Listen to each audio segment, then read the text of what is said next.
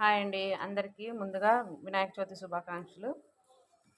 ఈరోజు నేను వినాయకుడికి చింతపండు పులిహోర చేశానండి.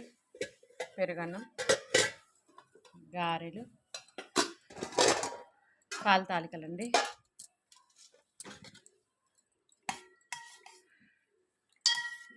నాకు పాల తాలికలు ఇష్టం కదండి, పాయసం.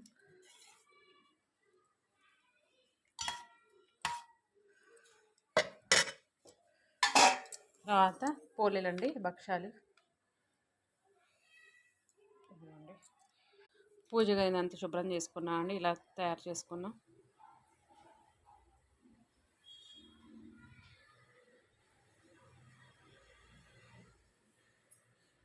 చిన్న వినాయకుడు అండి, ఇక్కడ పెట్టుకున్నాను.